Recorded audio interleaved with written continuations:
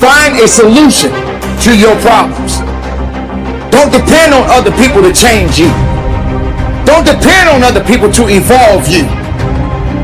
Being different, as I've always said, is nothing wrong with being different. Stand out in the crowd. Don't be like everybody else. Don't feel that you got to belong to a group of people for people to respect you. If you don't like where you are, then you must change what you do.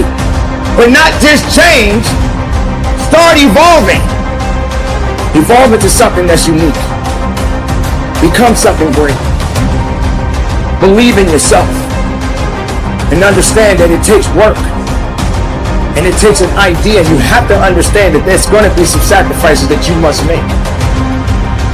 So when are you going to make a change? When are you going to finally realize that it's up to you? What you need to be focusing on is a better life, a better understanding, a better you. And if you're not willing to work on that, if you're not willing to change that, then how strong do you really think you will be in the rest of the life that you've been given? Just like the seasons, there are 4 of them: fall, winter, spring, and summer. They're always changing, and they have a purpose connected to it. But you as an individual, do you have that idea of changing the way you think? Do you have the ability to change your life? Look around you. Pay attention to the circumstances that we're in. It's more about sorrow than happiness. People only want to find a way to make more excuses than trying to make a change in their lives. Like I said, like the seasons, they're always changing. And they're going to continue to do exactly what they do. You know, when the winter comes, it's going to be cold. When the fall comes, it's going to be crisp. When the spring comes, it's going to be, oh, it's chilly, but it's not too warm. And boy, when that summer comes, it's really hot. But it goes right back to doing exactly what it's been doing. But you, my friend, you got to do some things that's a little bit different, a little bit special, a little bit more unique, a little bit different.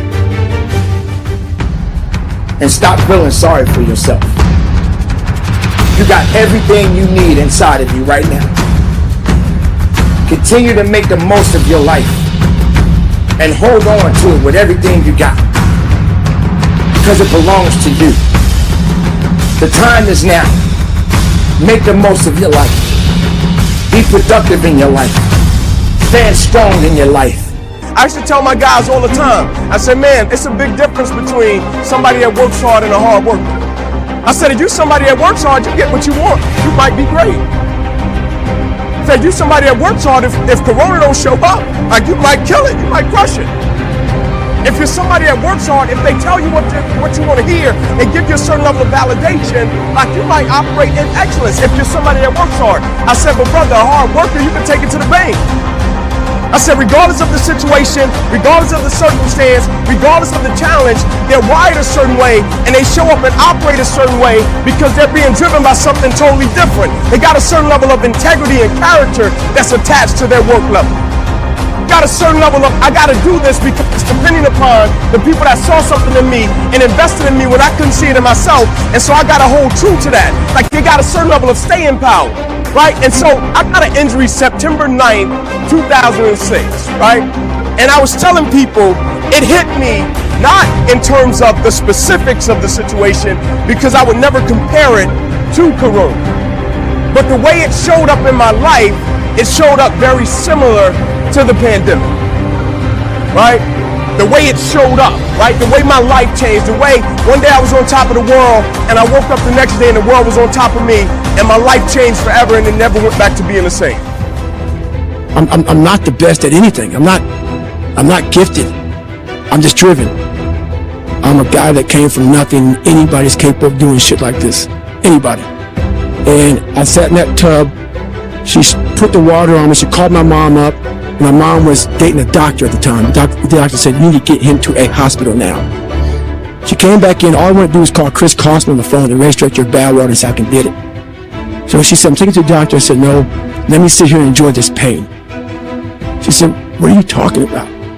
I said, I need to go to the doctor. I realized that. But I never thought it was humanly possible to do what I did. I went 70 miles. And at 70 miles, I was dead. I was at 100%. What I thought was 100%. And I went 31 more miles after being in the worst physical shape I've ever been in my life. And I sat in that tub and the waters hit me. And it was the most amazing feeling of accomplishment. Right? I love football, man. Like, I loved everything about it. Right? I never played a hard day of football in my life. It was recreation to me. Right? Like, I would walk out on the field, guys would be like, you see that girl on the third row? I'm like, bro, I love the way the grass smells. Like, cut the grass. Like, I love the way the grass smells. Right? I love the spray paint they put on the field. Right? I love to be able to compete. Right? Because I started playing in the streets, light pole to light pole, tackle football. And so once I got on the grass, I was like, it's crazy train. Right? I was battle tested already. But I started playing when I was 7 years old, and my mother had me at 16 years old in Southeast Atlanta, and she took me back to 125 Warren. And at 125 Warren, it was a 2-bedroom home. There was 14 of us living there. And I slept on pallets every single day from the time I was a kid until the time I went to college. I did this. And as crazy as it sounds, it was the most amazing moment of my entire life. To come from this kid who was mentally torturing himself and was torturing this all to this guy now, who was able to overcome such amazing odds and obstacles. And I called Chris Cosmo, the race director at Badwater, and he said, the idea of a 24-hour race is to run 24 hours. You only ran 19. And he put doubt in my mind that he would let me to Badwater.